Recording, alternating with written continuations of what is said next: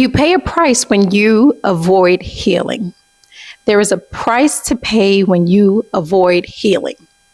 And for the sake of an example, I want you to picture someone who has injured themselves. And maybe it's a leg injury. Maybe it's an arm injury. And then I want you to imagine them walking around with the cast that they've been given because the cast is necessary for their healing. Now, I want you to imagine that you've met up with that person and they either have a cast on their leg, a cast on their arm, and you guys are out to lunch enjoying the day. And you decide that you want to go to the park. And in the park, there are some games that you'd like to play. And your friend who's accompanied you, who has a cast on their leg or their arm, decides that they're just going to take it off just for the sake of playing the game in that moment. They decided that they're going to set their cast to the side and join in with everyone else on the fun. They have now officially decided to debunk their healing, pause it, stop it, avoid it, and now join in on the activity. Not so great, huh? Not such a sound idea, huh? Well, that's what many of us do. We avoid the healing process and we shy away from doing the internal work. But you can't heal what you avoid healing. I know, just with my experience of working in the field of education, that I've encountered quite a few personalities and quite a few people who have grown into an adult, but still suffer from deeply wounded childhood issues. And how do I know that? I know that based on how they respond to things. I notice how they respond to others. I notice how quickly they go into the negative versus recognizing what someone else might be trying to express in the moment. I notice how they take things extremely personally. Again, this is my observation, and this is what I've experienced and what I've seen. When you avoid the healing, it spills over into other areas of your life. So we're not going to avoid the healing. And freedom is here. And freedom looks like peace. It looks like clarity. It looks like not taking things personally. It looks like growing. It looks like giving the opportunity for others to be who they are, accepting and respecting that, and also for you choosing to be who you are and for others to respect and accept that. But when we avoid healing, when we avoid it, when we turn away from it, when we place it to the side and feel like it's something that we're going to get back to at some point, we don't get to do the internal works that's necessary to guide us into our greatest and highest good. I spoke about things that we pray for. And when you pray for something, you have to be prepared for what is going to come with that.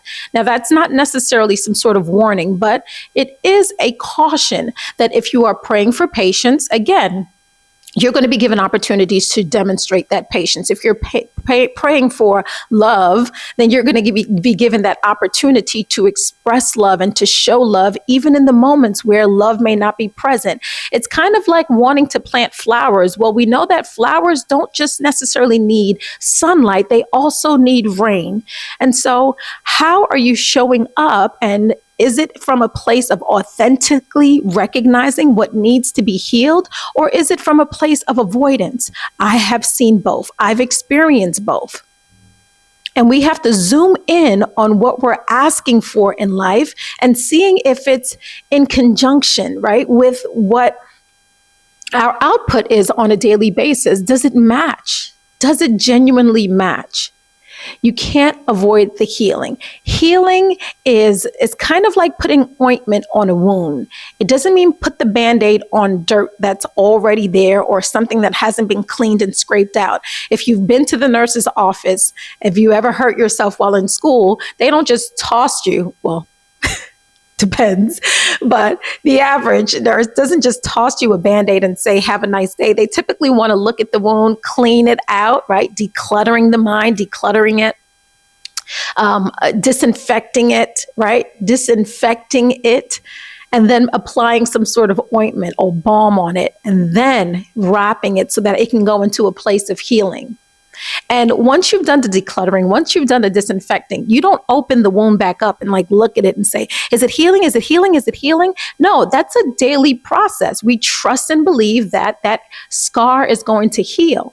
And so I want you to trust and believe that what you are addressing, what you're facing, what you're confronting, it is going to heal because you're willing to do the work. You're willing to confront the norms. You're willing to debunk old belief systems and old habits and things that you may have inherited. You're willing to just simply make peace with what is and not try to force anything and be in a flow state and recognize that, again, everyone's walking their own journey and there's no need to control someone else's journey. Just simply ask yourself, how do I want to show up in this moment? Is it in my greatest and highest good? Does it complement where I want out of life, where I'm headed in life?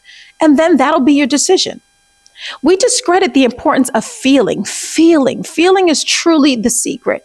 And when you feel your way through things, in other words, when you say, I'm uncomfortable in the moment, and you honor that, then you're able to make a different decision. Or something about this moment doesn't allow me to trust that person, then you're able to make a different decision. Or something feels really good and exciting about this. I want to keep looking into this a little bit further. Then it allows you to make a different decision. Feeling is a secret. And when I say feeling, I'm really speaking on like your spirit man, your intuition, that's that silent, steady, still voice that's not shouting and yelling. That's not making choices for you, but that's just offering you some guidance. You know, I feel like that's just a precious, our internal makeup. Like when we are really quiet and we're still and we say, what should I do? And we're willing to listen, then I believe that we're always being led by God. I genuinely feel that way.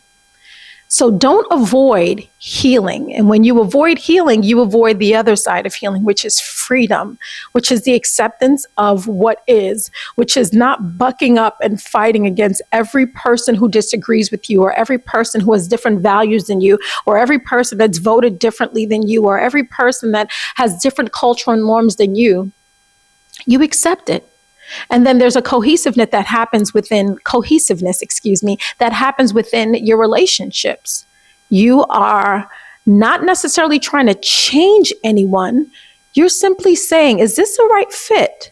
Is this the right fit in terms of a friendship? Is this the right fit in terms of a relationship? Is this the right fit in terms of a working relationship, in a working career or a business relationship? Is this the right fit? Don't avoid the healing. When you avoid it, you can't get to the freedom part. And the freedom is simply just a place of peace.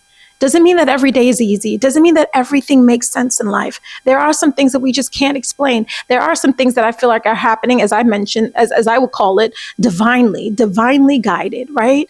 And God is the greatest and the sovereign being that's orchestrating most of this. At least, again, this is what I think, and this is what I feel, and this is what I believe. You might think or feel differently, and that's okay.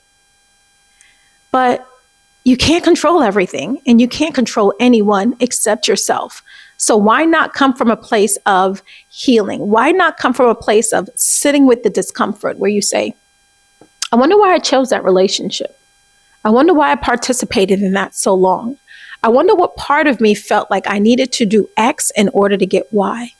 I wonder where the thoughts of insecurity or imposter syndrome are coming from. That is the work that is being called for you to do in this hour and in this moment if you're going to leap forward.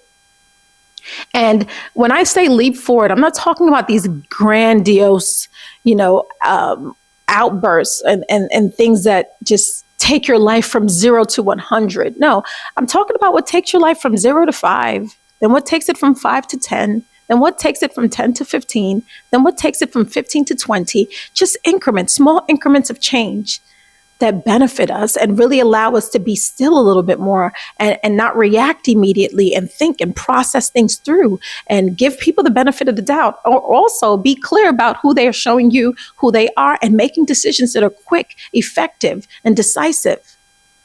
But none of that can happen, and you can't see what you're made of or what you've built resistance towards if you're not doing the healing work, if you're avoiding it, if you're not facing things head on.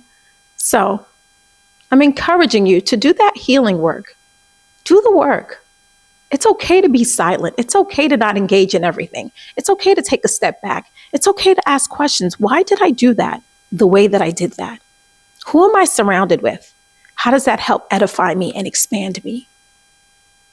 The healing work is something that we can't avoid. We can't avoid it, but it can't avoid us. and it won't avoid us. Eventually, what you have on the inside will continue to surface and project itself on the outside.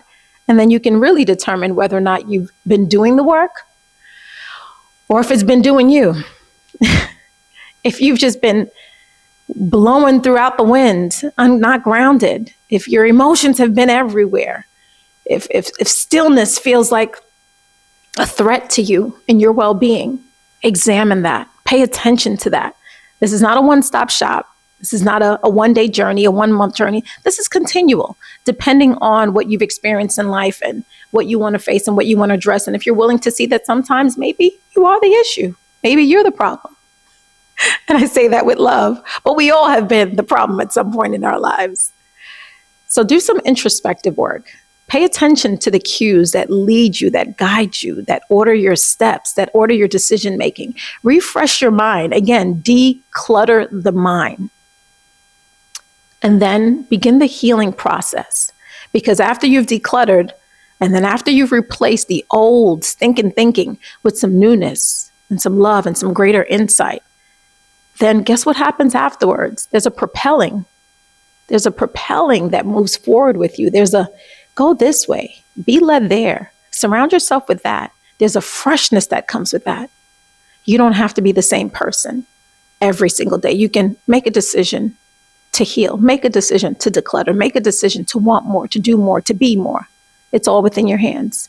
So I just want to remind you how powerful you are, how amazing you are, how beautiful you are, how much greatness you have on the inside of you, why you're worthy, why you're worth it. But I'm saying that. Do you agree with me? And that's going to be for the work that you do. Thank you again for tuning in on this video. Freedom is on the other side of healing, gives you peace and resolve and clarity. And my hope is that that's something that you desire and that's something that you know that you can actually have. Just doing the work step by step. I love and appreciate you. Thank you for tuning in. You can look in the description for any resources. And I look forward to you tuning in next time. Until then, thanks.